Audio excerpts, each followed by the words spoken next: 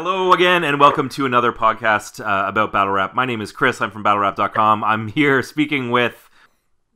I don't even know what they call me anymore. A.M. or Peanut. Let's just say Peanut. I like that better. You're going to go back to Peanut? There's a story about that. Yeah, it's kind of weird. I don't know. This name thing is very awkward. Yeah, you're diluting your brand with two performer names. Yeah. I mean, I'm not trying to do this forever. You know, it's kind of like a hobby. Right. It was weird because a lot of people refer to me as Peanut. However, when I went to Canada to battle Pigsty, like people like Bishop Brigance, they would like talk to me and they were like, "Yo, AM," and I was like that brief second or three of pause because I was like, "Oh wait, they're talking to me." Right. It didn't click because I'm so used to people calling me Peanut. So like, it's kind of weird, you know? Right. I told people it was my Miley Cyrus moment. I needed to do something different and have a change. Right. You know? So I can refer to you as AM or Peanut, whichever you prefer. Well, whatever you feel comfortable with. Man. I know you more as AM, and then I went back and kind of discovered you as Peanut. Yeah, we've been around forever. We're like the dinosaurs of battle rap.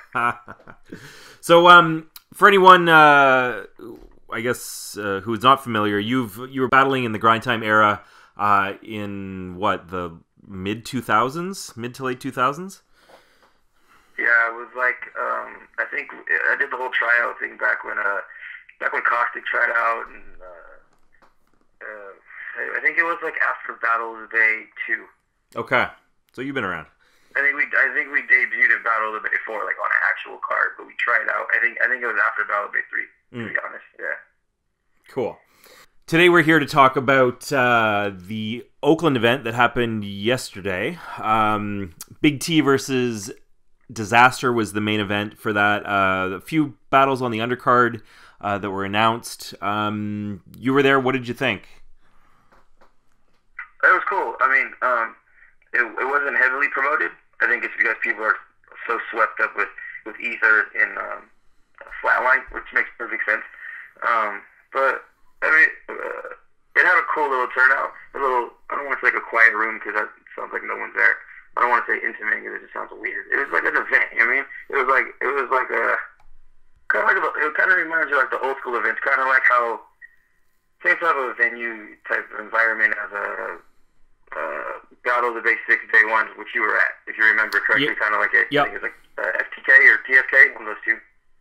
Yeah, so it was, like maybe 50, 75 people, good vibe, everyone can hear everything. And... Yeah, I think it started around like 40, and then like as the day progressed, you had, I think it may have maxed out around like 65, 75 once Dizaster Big T was there. Yeah. There was a lot of people that like known people were there. You had even FAB and Mac Mall were there, so it wasn't just like newcomers to the scene. It was actually, it was like a fresh coast type thing. You know how it is when you came out here, like people just show up whenever, and everybody knows everybody. Everybody's cool, Right. So let's talk about that main event first, Diz versus Big T. When I spoke to Dizaster in Los Angeles last week for an interview, he basically said like he was just going to bring 3 rounds of fat jokes and kind of cruise to victory that way. Is that what happened? Safe to say, Dizaster did not lie. What I told him after the battle was he did have a lot of fat jokes, you know what I'm saying? But he had I think almost all of them were new. There was stuff that you haven't heard before, which is kind of weird knowing that it's like 2014 and like damn near every punchline or a lot of wordplay has been used before. But he kept the crowd entertaining. Everybody, we were kind of like feeding out the palms of his hand because Dizaster, he can like freestyle and go into his crazy way when his fucking eyes get all big and bulgy and shit. He does that. Yeah. Yeah. I mean, I don't want to say he cruised to victory. I think going into it, a lot of people thought Big T may get killed because it's Dizaster, and Big T has kind of been on a slide, if we're being, totally honest on this thing. But he actually shocked a lot of people because he actually held his own against Dizaster. Because like there was a lot of shit that he was saying that I was like, okay, Big T is back. You know what I mean? Like he had a minor slip up. He cut like his second round early, but it may have been like he may have only had like 2 or 4 bars left because it was a long way into the second round. But as far as Dizaster goes, the guy with a lot of fat jokes, rebuttaling. He had a lot of funny shit, basically. And he was, Dizaster. Right. Yeah. You got what you paid for. I don't know how to sum up Dizaster. Yeah. You can't really sum up Dizaster. You know what I mean? It's like, he's one of those people where you have to see live to fully grasp what he's doing. Yeah. Right? If that makes sense. I agree. And I think that's why Diz has so many, people who vouch for him and battle rappers who say that Diz is the #1 battle rapper in the world. And on the other hand, he has so many haters. I think it's like there's a lot of people who've never been in that room to experience that intensity that he brings, because there's really no one else raps like Dizaster. No one else really like has that same kind of fury, in his performance. So yeah, I hear what you're saying, that like, when you're in that room, it changes things, especially if you're in a small room and seeing that as well. I mean, there's a couple people who are like that. I've never seen Hitman Holla perform, but he's kind of like on the same level. Just like Arsenal's a good example. People don't really understand Arsenal until you see him live. He's way different live than he is on YouTube. Like, it just translates just differently, you know what I mean? Yeah, for sure. And Clips is like that, too. A lot of times people say, like, oh, what's the big deal with Clips? And then you see him live, and you're laughing at every joke that maybe when you see the footage later, you're like, oh, that bar didn't make as much sense as now that I'm actually listening to it. But, okay, we could probably name a whole bunch of people who do that. Yeah. Well, okay, so T did well. That's good to hear. Diz did well. That's good to hear. Yeah. And then... who would you say won that battle? Oh, I'll give it to Dizaster. Okay. But my thing with T is that, Actors Crack City, he was right behind Dizaster the whole time, and it was announced that they're battling at Ether. Right. So the way that Big T lightweight took a shot at Active, so it kind of like made their battle at Ether more anticipated. I don't know how soon their battle is going to drop. The Dizaster Big T battle is going to drop to promote for like Ether. Mm-hmm. But it should make people want to watch it more than before. What did he say to him? If that makes sense. Huh? What did he say to him? I don't even remember. It was a long day, man. Yeah. I think it was just like the simple, was like, I'm gonna drop your name. And I think like Big T's first round was about the whole math incident. Yeah. Because I don't think anyone's had a chance to touch on it, because I don't think Dizaster's battled since he's battled math, right? Right. Yeah. So I mean, the first round, Big T also was fucking very animated. When he battled Bender, he wasn't that animated from what I remember when I see Big T perform live. But it was kind of like the old type of Sioux Surf Big T that people became, where he got a lot of his fans from. Right. And T's another guy that, like, he built his rep on small to medium room battles, and then as those rooms got bigger and bigger, on the main stage, he had a hard time, I guess, connecting with the crowd. And so it's interesting to hear that that he did so well on his return to a small room.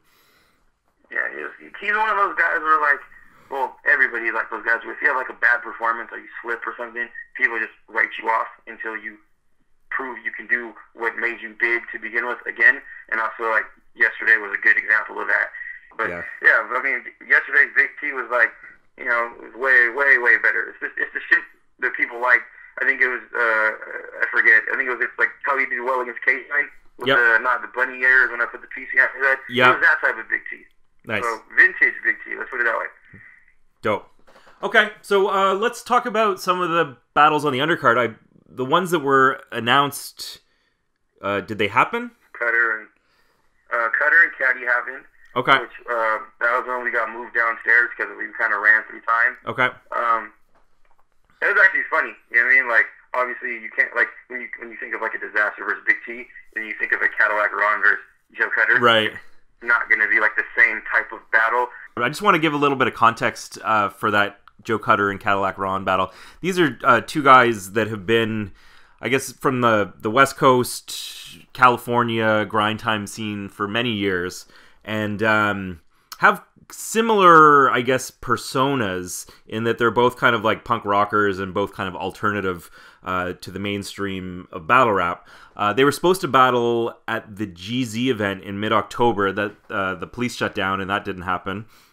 And so everyone always kind of wonders, will this battle happen? It seems from Facebook and social media that Caddy's still having issues. I think still having issues with addiction, and Cutter has been kind of publicly speaking out recently about kind of issues with his health as well. So there was a lot of like speculation as to, would this battle happen? Would they be in the right frame of mind for it?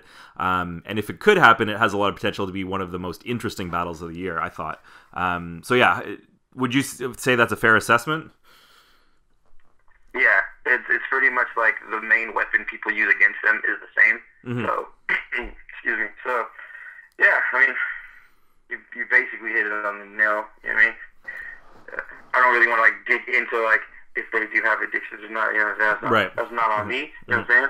But that's basically what they're mainly attacked for. So that would give everyone an insight as to like exactly what you were talking about. Right. And there was a lot of references to that in the battle. I mean, it was pretty funny. It was like Caddy even said one time, he was like, I'm gonna get this battle. I'm gonna win this battle. I'm gonna get the money. Then I'm gonna get some crack. Right. Yeah. Like, that was in his first round. And then he said, like, even if it's fake crack, I'm still gonna smoke it. And the crowd just erupts in laughter because it's Cadillac Ron. Right. You know? Like you said, like their personas, they're like the OGs for like the first host in like that perspective of like of their image. You know what I mean? So it's like when it comes to that, like nobody can really top them. I think the only other person that may have been, because he was referenced in the battle, may have been Rhetoric, but I don't really know the whole story of how Rhetoric is, because different parts of California. Right. But even Caddy even had a line where he was saying all the drugs that he does, and then he said, "I can't smoke weed because that's too crazy." Right. that just made everybody erupt as well, because yeah. But that battle itself, if it was judged, it would have went to Cutter, in my personal opinion. Mm-hmm. But it was a very good battle. I don't remember like many of the other lines that were in it. Other stuff was being referenced that I probably just shouldn't speak on. I let the video play out now. You know what I mean? Other people's names were being dropped, so I'll let the video speak for that one in those aspects. Sure. But for what it was worth, it was glad to see that the battle finally went down. You know what I mean? Like the thing in Fresno, that was chaotic. You know what I'm saying? I went out there with A.K.A, Fredo, and Mattflex, and we ended up being on the road, driving up there one way longer than we were at the actual event before it was shut down. So that was a big letdown. But yeah, I'm glad it finally got to go down.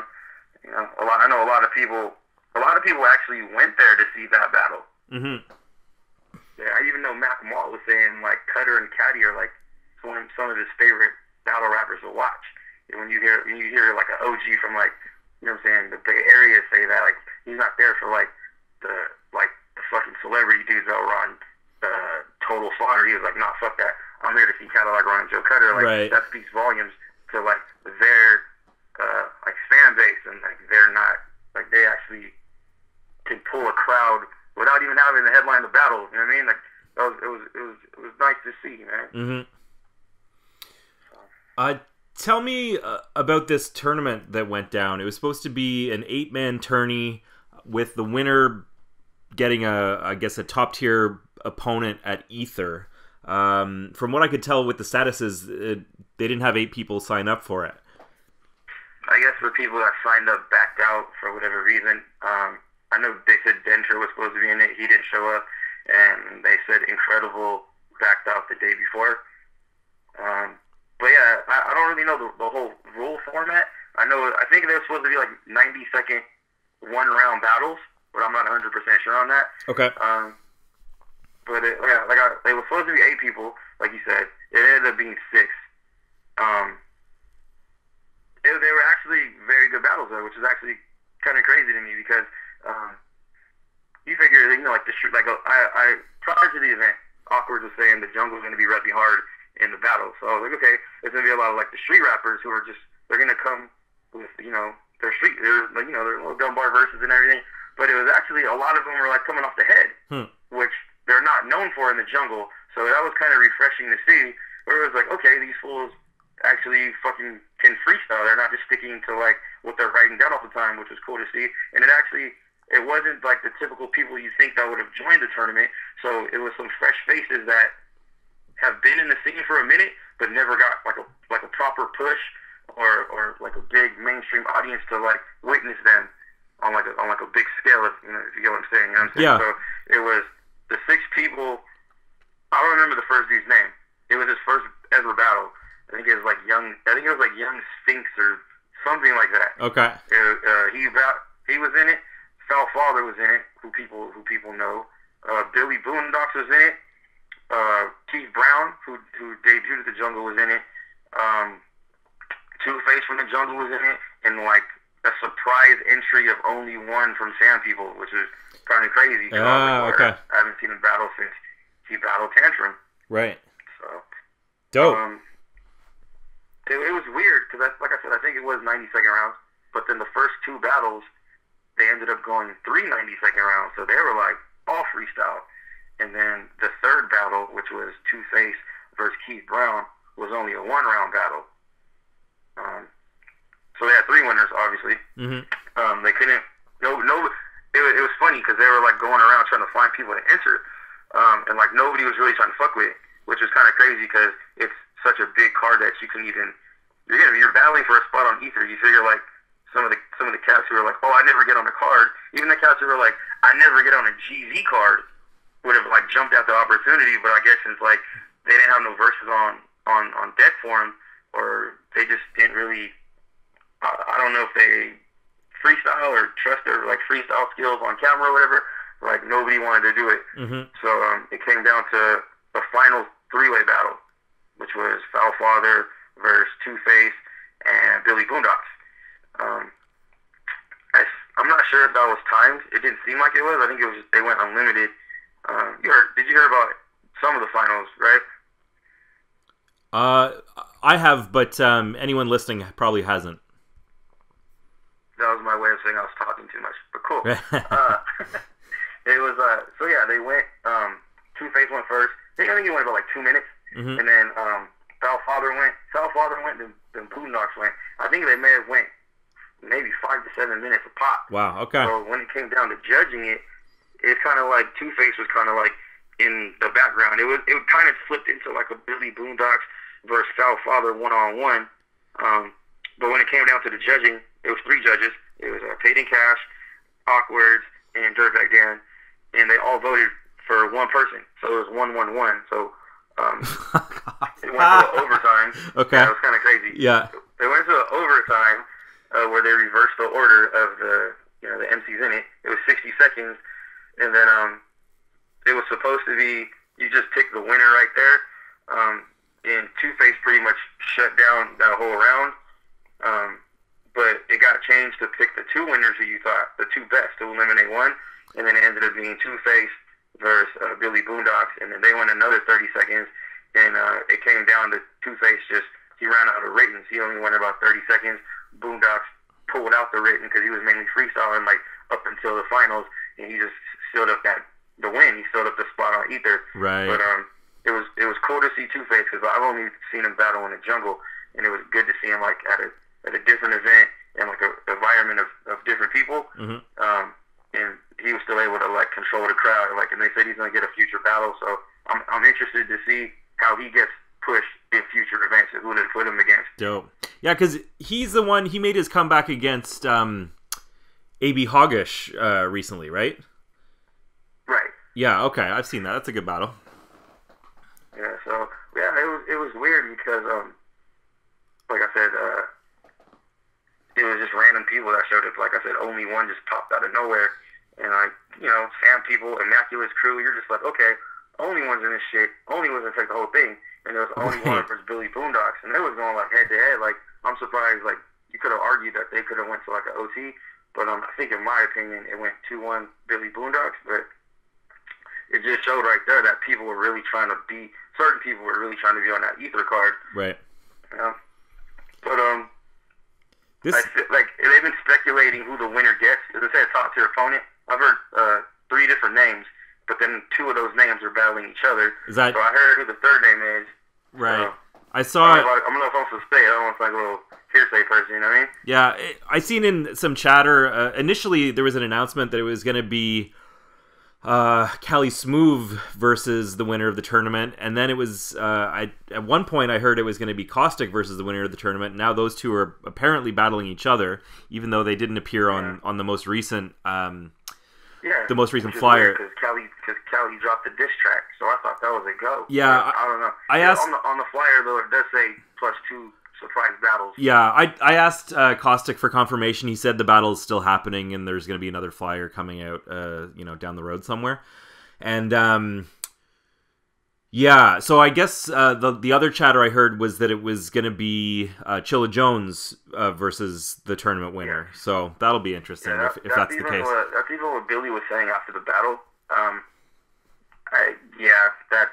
That's a great look. I'm not going to take anything away from nobody. If he gets Chilla, that's a great look, man, because like I said, some people don't even get on ground zero cards. So if you want to, basically want a freestyle tournament to get Chilla Jones, you kind of got your Willy Wonka golden ticket. So I really hope Billy Boondocks writes his ass off, because Chilla will, because as you've seen, Chilla doesn't play. Yeah. And Chilla, the last time Chilla was in LA, or in Cali, period, every time he's been in Cali, he's pretty much said he's been on fire, man. He battled Deadman, he battled Daylight, and he battled Real Deal. Yeah. So if Boondocks does get Chilla, I really hope he makes the most of his opportunity, man, because it's hard to get on cards like that these days. Right, for sure. It's kind of funny to think that if you win a freestyle tournament, you get a match against one of the best pen games out there. Like, I don't know how much freestyling is going to help you if Chilla Jones writes 3 rounds about you. Yeah, only thing that freestyle is going to help you, man, is if you got a good rebuttal. Yeah. Other than that, the battles in a month, he should have started writing as soon as they said he was the winner, in my opinion, because, Chilla's probably just like, whoever I got, I may just start writing some of Chilla's style, the wordplay that he has. He could apply it to any of them cats. Yeah. Now he knows, because now he got 2 names to play with. He going to flip Billy, he going to flip Boondocks. I don't know. Yeah, that's going to be a tough battle for Billy to do. And that's a great look for whoever would have got that. Billy Boondocks is formerly Mr. E.T., I believe. And it's a shame Chilla already used that line against Real Deal of, I brought extraterrestrial.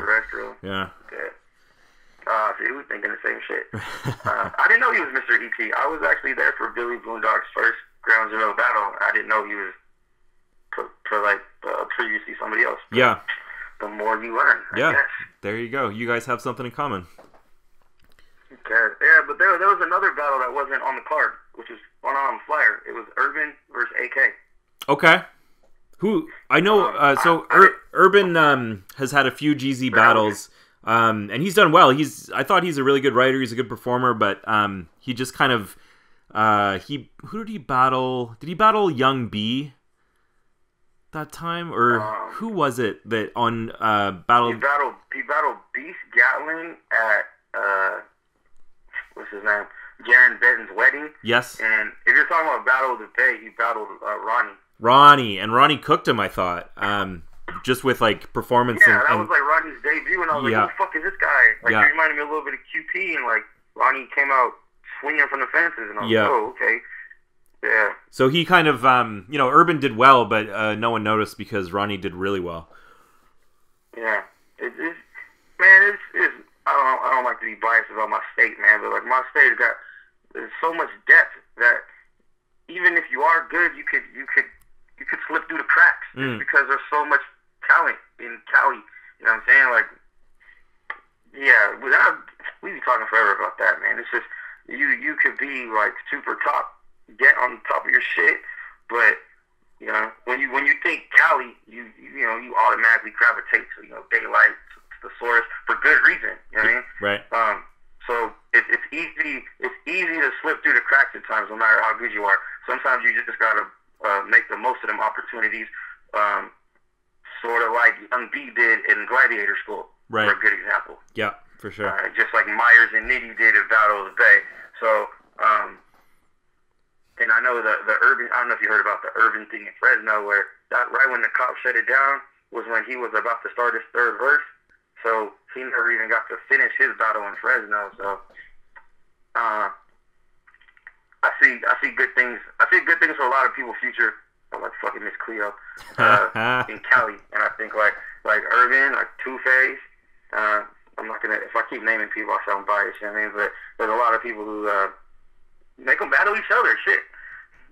Right. So we're not. That was. I only seen the third battle. I only seen the third round of that battle. But from what I've seen, Urban was killing A.K.A. I'd never seen A.K.A. before, so I didn't really have much references to go off of. But from what I heard, it seemed like Urban had the crowd more, and he got that. Dope. And then the other battles just didn't go down. Yeah, you said Active was in the building there. Who was he? Oh, he was supposed to battle Hoggish. Yeah. So were there any announcements as to like what happened with the rest of it? I saw that Fredo had kind of said, you know, I'm not on that card. You know, and then there was a second version of the flyer that came out, and he still said he wasn't on that card, despite his name being on there. From my understanding, he the battle. Yeah, he never agreed to it.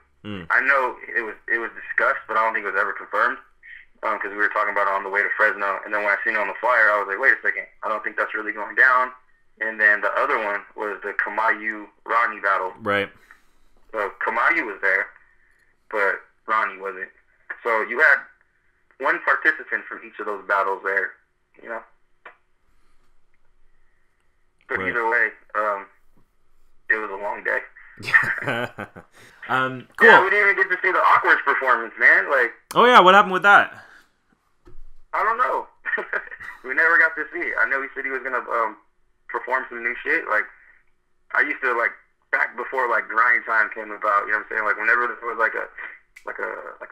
an event with Fresh Coast people, whether it be like Lush back when he was with Delmon or Dirt when he was still messing with Thunderhead, yeah, you were always guaranteed to at least see Animal Planet, Dirtbag Dan, you know, Delmon or Awkward.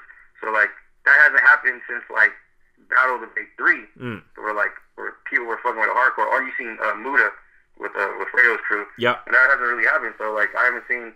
I think the last time I seen like a real Awkward performance, I think when I was at a Q&5 show, which is like mad long ago. So you know, it's good to.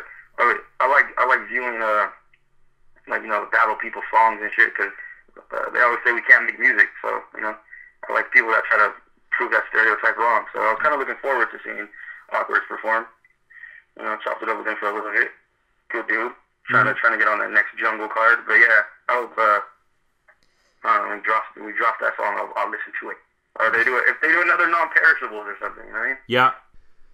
But yeah, other than that, man, that was like all the battles. It was, yeah. Like I said, yeah, the celebrities was there. The battle for the amount of battles that happened, it was a good, very good event. You know what I mean? Because they were quality. They weren't like, oh boy, shit the bed. It was like everyone came through, especially for the freestyle heads. Like they held their own. Like nobody really got washed. Right. Good. So let's we'll cut the mic here and I guess we'll talk to you again soon. People can follow you on Twitter at AYEM 82. Right on. And don't ask me about Facebook because we don't got one yet. We did, but we're gonna get another one. Who's we? You and Peanut? Huh? Who's we? Yeah, me, myself, and I. Right, you and Peanut is the multiple personalities. Yeah, it depends on how I feel like that day. If I wake up feeling a certain way, you know what I mean? Right. You know, like mainly people know the Peanut thing. So, I mean, the newer people don't know it, but we can catch them up to speed if that's how it does go. Right. We'll flip a coin one day and pick a name. Yeah. Okay, well, dope. Ayem, thank you so much for your time, and yeah, thanks again, and we'll talk soon. All right, man. Thank you.